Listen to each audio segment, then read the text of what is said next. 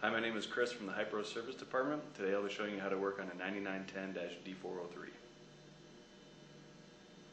This is the 9910-d403 Diaphragm Pump. Some of you may have this 9910-kit 2200 shaft adapter kit included, which is a 6-spline PTO style, bolts up to the crankshaft right here.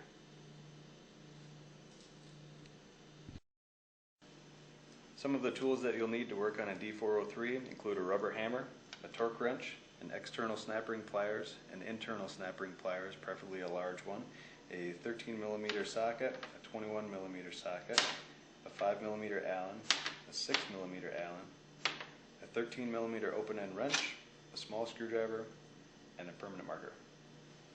Let's get started. The first thing is to drain the oil. There are 2 drain plugs on the bottom of the pump.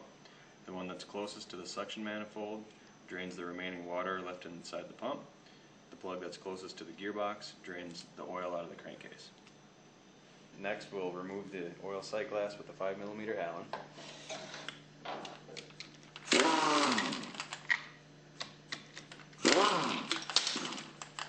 And next, we'll remove each of the heads with a 6mm Allen to access the diaphragms.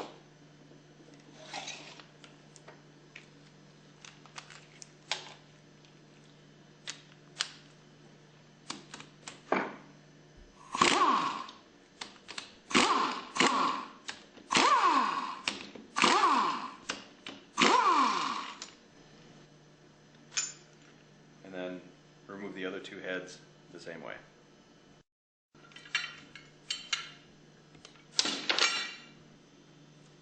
Now that we've removed the heads, we have access to the diaphragms, and from here you can check and see if there are any cracks or splits in the diaphragm. We're actually going to remove them to get a better look at them. And note the orientation of this washer, that the sharp edge is facing away from the diaphragm. We'll use our 13mm socket to remove the diaphragm retaining bolt. You may need to use your screwdriver to gently pry the diaphragm out. Notice that there's lettering on the one side and the other side is smooth. During reassembly, that'll be important. From here, you can bend the diaphragm and look for any cracking or splits or excessive wear. Here's an example of a worn out diaphragm that is split. You may also notice a wear pattern like that, or if chemical has been left in the pump for an extended period of time, it may break apart in small chunks like this. And there again, do the same for all 3.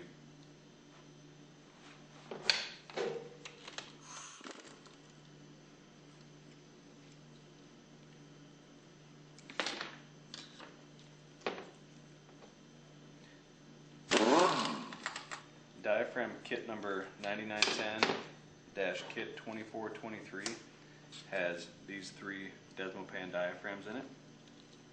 And if your oil is not contaminated, then at this point you could reinstall the new diaphragm kit.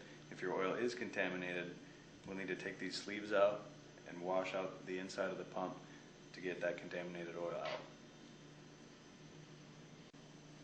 To remove the sleeves, you can rotate the pump shaft until one of them comes loose enough to be able to get a screwdriver behind it. Or if you have a lot of corrosion in here, or if they just aren't coming loose, then you can take that small screwdriver and stick it in between the piston and the sleeve, and then get a screwdriver behind it. You can gently pry this out and repeat the same steps for the other 2 cylinders. And then from there, we can bring it into the parts washer and clean out any of that contaminated oil.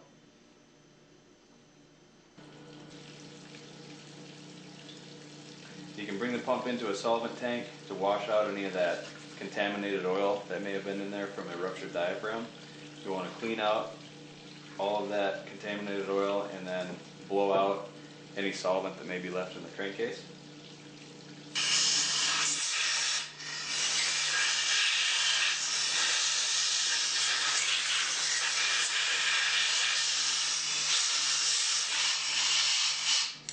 Now we're ready to remove the crankshaft and piston assemblies. You'll need to take off the suction manifold by removing the 3 5mm bolts on top.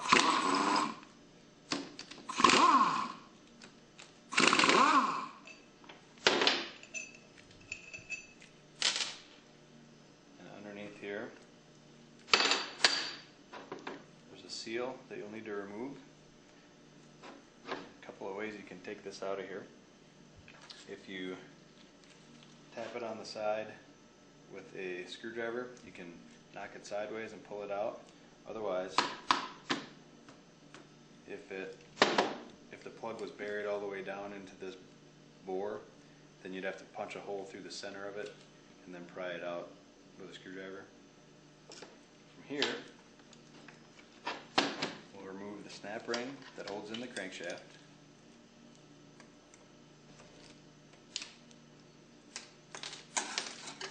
And then the crankshaft itself should come right out. If you have trouble getting it out, you can take a punch or a screwdriver and give it a tap and drop it out. And here now also we can remove our piston assemblies.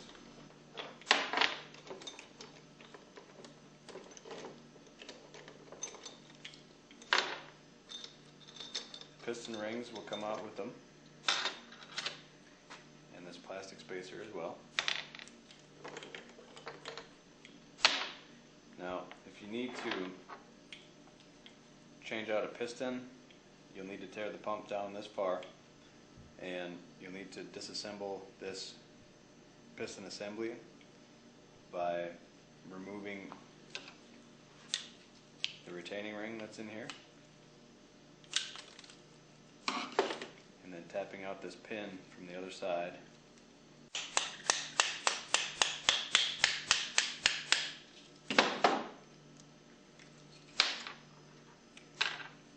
There you go. Repeat this process for the other 2 pistons if necessary. I'll show you how to remove the lip seal that separates the crankcase oil from the gearbox oil. You'll need to use your large snap ring pliers and remove the snap ring that holds in that seal.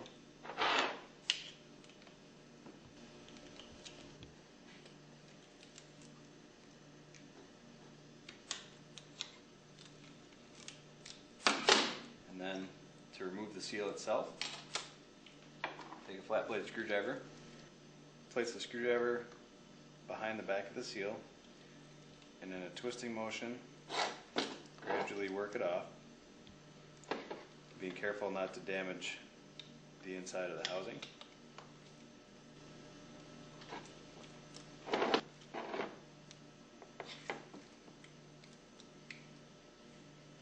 This will only need to be replaced if it's worn, if you're starting to get the crankcase oil back into the gearbox oil. You'll notice that if the gearbox oil is overflowing and the crankcase oil is going down.